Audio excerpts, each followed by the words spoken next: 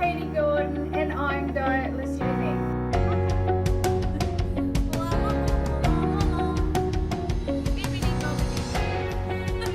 Have you ever wondered why you keep getting stuck in repeating habits, patterns and behaviours? Whether you realise it or not, over your lifetime you've developed a range of behaviours to soothe yourself, emotionally, mentally and physically. Sometimes we know we're soothing ourselves, right? But most of the time we aren't even conscious that the things we do is for the purpose of releasing tension from our body. The body can't cope with tension, and it'll send messages to your brain, and together they'll coerce you towards a behaviour that's known to relieve tension by giving you pleasure. So how does it do it? You'll get thoughts, images and feelings of something that has in the past to give you a rush of feel-good dopamine. You don't always need to be feeling tense either to get that message that it's time to please the reward centre in your brain. It can desire a rush of dopamine anytime it's time for a fix. Most of us are familiar with the term comfort eating, but really whatever your thing is, you can put comfort in front of it. Comfort eating, comfort drinking, comfort smoking, comfort shopping, comfort cleaning, comfort arguing, comfort bitchiness, comfort drugs, comfort troublemaking, comfort sleeping, comfort complaining, comfort TV watching, comfort procrastinating, there's comfort exercising, comfort yelling, comfort road raging, and of course, comfort working. So why do you do it?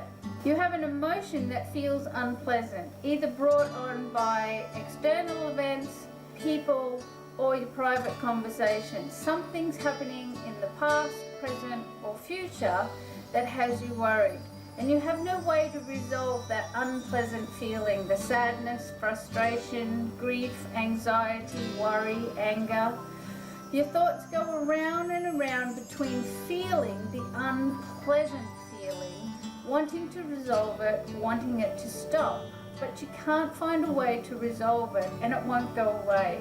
Your body goes on feeling that unpleasant feeling, now compounded and joined by not being able to make it stop and not being able to resolve it. Each loop creates and builds on the original frustration and tension because you can't escape the unpleasant feeling or the helpless feeling of not being able to stop it, and it becomes more in your face each minute.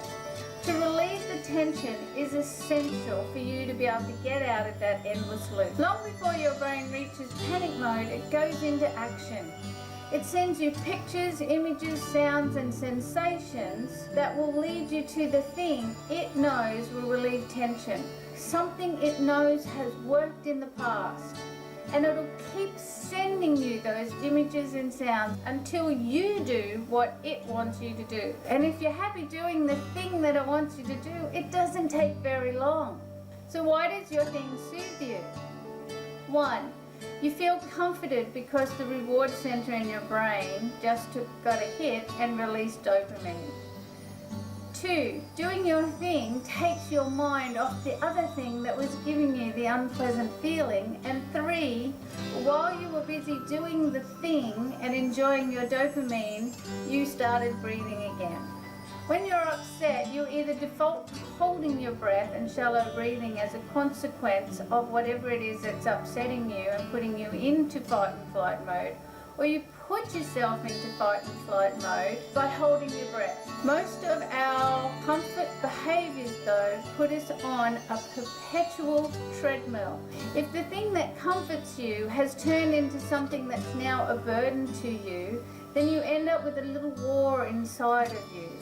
Your brain wants to relieve the tension and you want to abstain from that behaviour because it no longer serves you, because it's now bad for your health, bad for your bank account or bad for your relationship. And if you engage in the behaviour, if you do that thing, you'll feel momentary relief. But it's not long, usually only moments, until you feel remorse for relenting and you've still got the original unpleasant feeling.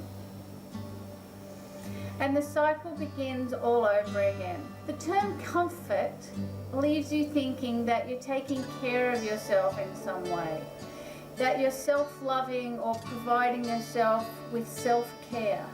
The reality is the opposite though, isn't it? Referring to it as comforting makes it harder to stand firm against when the impulse strikes. And because it's normally accompanied by thoughts of I deserve, I gotta have, it makes it more challenging to disengage from the behaviour. So what can you do? Let's play a little game of what if.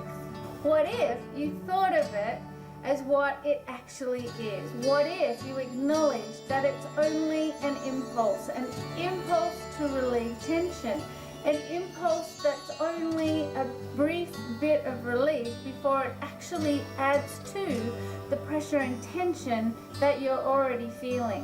What if you took a moment just to close your eyes, soften your belly, breathe, and ask yourself, will the sadness, loneliness, grief, anger, the thing that's stressing me or causing me tension and confusion, will it go away if I indulge in this thing? Will it morph into happiness? Will my comfort thing actually alter the reality of whatever is happening around me? And then ask yourself, what else can I do in this moment to soothe myself, to give myself real relief from what I'm feeling? If you do this every time that you become aware that you're indulging in your comfort behaviour, you will put a little scratch in that behaviour. And like a record, every time you put a little scratch in that behaviour, it will stop being able to play through. And every time you do that, if you are consistent with doing that for 12 months, you will notice a massive change in your eating patterns, habits and behaviours. Real change happens in tiny little steps, day by day by day.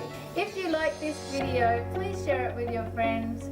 Leave me a little comment below, a bit of a thumbs up, and if you would like to hear more videos from me, please remember to hit the little red subscribe button below. I'm Katie Gordon, this is Dietless Living. I'll see you in the next video, and in the meantime, love what you create. Bye for now.